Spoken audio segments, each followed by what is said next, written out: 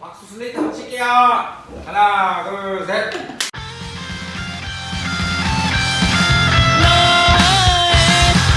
안녕하세요. 드링킹 소녀선 합창단입니다. 만나서 반갑습니다. DC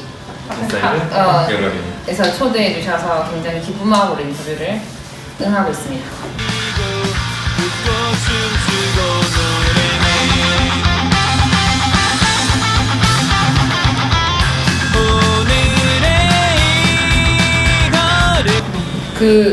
처음 인도네시아 투어는 인도네시아 펑크 밴드랑 SNS상에서 연락 다 정하게 됐고요. 투어 끝 무렵에 덴나블리, 영국에 있는 덴나블리랑 계약을 하게 되면서 그 추후에 뭐 미국 공연이나 아니면 영국 공연 같은 경우에는 계약을 하고 난 뒤에 성사가 된 거고요. 그리고 오토보키 비버 같은 경우에는 지금 저희 덴나블리 레이블에서 가장 핫한 레이블 메이트라서 이렇게 같은 결이 맞는 밴드와 함께 투어를 돌고 있습니다. 작년보다 올해 많이 더 좋았어요. 그리고 올해가 조금 그 관객층이 좀 어려진 연령층이 관객층이 조금 넓어졌다. 근데 좀 특별한 에피소드가 있었어요. 네덜란드 도착해서 첫 공연하는데 그때 좀 기억에 남았던 일이, 이제 공연을 하는데 중간에 저쪽에 있는 관객 한 분이 손을 되게 높이 치켜들고 가운데 손가락을 이렇게 내밀고 있는 거예요. 그래서 인종차별인가? 아니면 우리 되게 못하고 있나? 구린가? 말해서 엄청 걱정하면서 그래도 뭐가 잘못된 거지 하면서 연주를 하고 있었는데, 공연이 좀 진행이 되면서 좀 어느 정도 긴장이 풀리고 나서 다시 보니까 그게 가운데 손가락이 아니고 스마트폰이었더라고요. 저희가 너무 좋아서 계속 촬영을 해주시기로 하셨고, 그 다음에 이제 공연이 끝나고 다음날 뭐 인스타 스토리나 팬분들이 태그해주신 영상 보니까 엄청 막 환호성도 막 많이 질러주시고 막 휘슬 불어주고 굉장히 반응이 좋았었어요.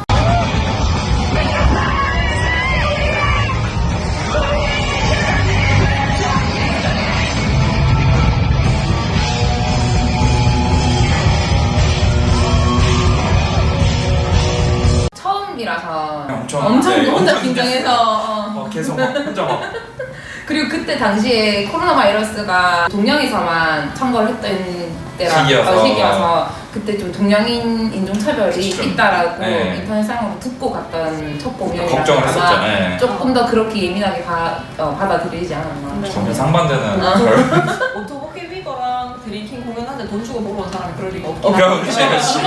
이미 아는데 묘로리 같은 혼자, 경우에는 긴장을 처음이었으니까. 그 뭐 해외 공연장에 몇 명이 왔던 뭐 수치로 확인할 수 있는 인기의 척도 그런 거 말해주세요. 그 인기는 우리의 인기가 아니라 오토보키 비버예요.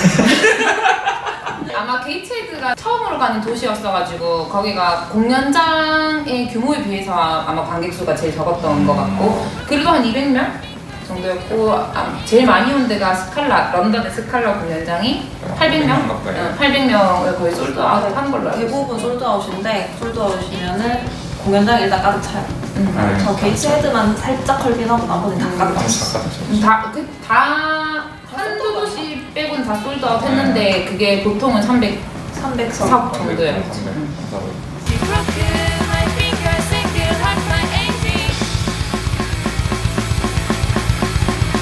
저는 보통 헬스를 하고요. 헬스를 하면서 오래 치기 위해서, 사실 이런 드럼 연습이란 것 자체가 다 운동이라서 이제 오래 쓰려고 관절을 다치지 않게 하기 위한 그런 운동을 주로 해요. 이렇게 등이나 아니면 하체면 뒤쪽이나 코어나 이런 걸 주로 하려고 하고, 그리고 스트레칭, 이게 이런데 관절을 덜 다치려면 스트레칭을 많이 해야겠더라고요. 그래서 스트레칭이라던가 폼롤러 마사지 같은 걸 많이 하고 있습니다.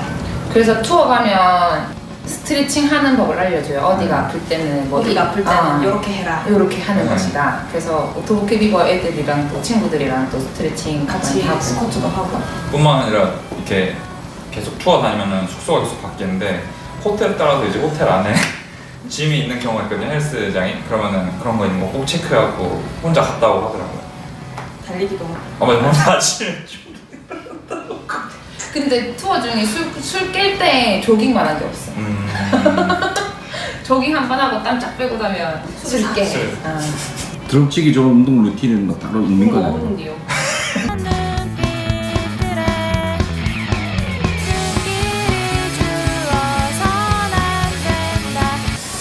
베이스 뭐 다단한 일들을 겪었고 까지기도 하고 부러지기도 하고 뭐 그렇습니다. 근데 그 던지는 요령은 나름 있고요. 결과치기 하기 위해서 던진 요령이 있고 그리고 바닥 재질을 보고 이건 절대 던져서는 안 된다는 바닥을 던집니다. 그러니까 안 던지고 생각보다 계획적이네. 굉장히 충동적으로 보지만 나름의 계획들이 다 있고 최근에가 좀 심하게 파손이 됐죠. 헤드 부분에 크랙이 굉장히 심하게 가서 공연 끝나고 했지. 오케이바이 투어 끝나고 작년 오케이바이 투어 끝나고 그때 좀 심하게 다쳐서 리페어샵에서도 리페어는 기타 리서치 부산. 그렇고 셋업은 녹음 전에는 무조건 받고요. 그리고 큰 공연 전에 받으려고 하고 그리고 공연 일수가 많으면 줄을 좀 이렇게 줄이 빨리 소비되니까 공연이 많으면 많을수록 좀 자주 받는 편이에요. 줄을 그래서 한 2-3개월에 한 번씩 교체를 하거든요. 그때마다 제가 교체하면 그냥 셋업 받으러 가서 줄 교체도 같이 하는 편이고 공연 없을 때는 셋업 안 받습니다. 방치.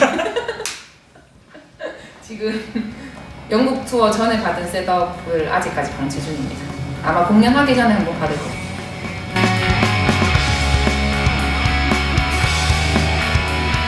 저는 영국 투어 끝나고 제일 감동적이었던 게 공연 다 끝나고 공연하면서 가장 크고 가장 관객들이 많은 베뉴였는데 일단 거의 꽉 찼었는데 그거 거기 사람들 다 빠지고 정리하면서 왜냐면 밴드 투어 다닐 때는 굉장히 정신없어갖고 그냥 자고 일어나서 이동해서 밥 먹고 공연하고 가서 또 정리하고 자고 또 이걸 계속 반복하다가 영국 마지막 공연 딱 끝나니까 이걸 했구나 약간 그게 좀 굉장히 감동적이었던 것 같아요.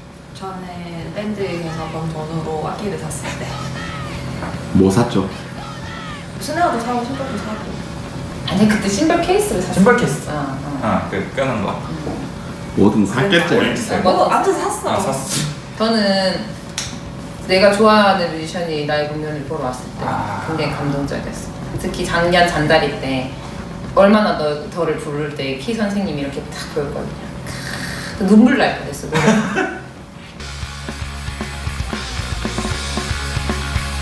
저는 적색편이에요. 가사가 너무너무 좋고요. 멤버가 되기 전에도 그 노래 계속 들었었지만 가사까지 이렇게 보고 듣지 않았거든요. 근데 연주를 하게 되다 보니까 노랫말 너무 좋고 좀 전형적이지 않은 멜로디 펑크라는 스타일이 되게 전형적이지 않은 느낌이라서 그게 굉장히 좋아요. 작곡자. 저도 적색편인데요. 왜냐하면은 이때까지 곡을 쓰면서 3분이 넘는 노래를 만들어 본 적이 없는데 그래서 이렇게 결심을 하고 무조건 길게 만들어야지 하고 긴 노래를 만들어야겠다. 그래서 지금은 서비스는 되지 않고 밴드캠프에만 있는데 7분짜리 버전이 밴드캠프에 있어요. 그거를 사실 제일 좋아요. 왜냐면은 곡이 7분이니까 우리 노래 보통 1분 30초니까 하나, 둘, 셋, 한 5곡어치 박혀있기 때문입니다. 밴드캠프 노피데이에 적색편의를 구입하세요. 저는 킵드링킹이랑 아무래도 I'm a fucking McDonald가 제일 좋아하는 곡입니다. 이유는 킵드링킹은 아무래도 가장 정체성을 좀 잘 나타내는 곡이라서 좋아하고 그리고 I'm a fucking McDonald는 처음에는 사실 그렇게 막 분노 때문에 썼던 곡인데 그냥 사람들이 좋아해 주니까 저도 좋아하게 되더라고요.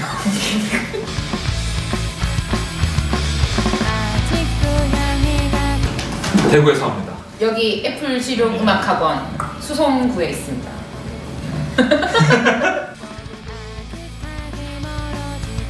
맞다.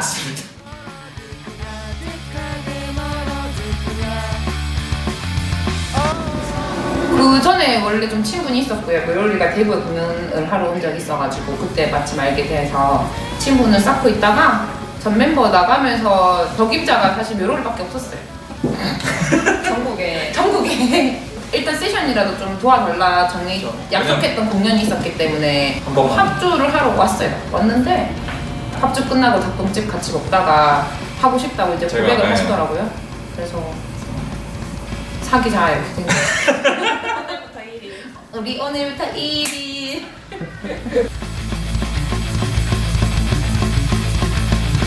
근데 이건 질문이 좀 잘못했어. 아빠가 좋냐, 엄마가 좋냐, 우리 이런 거.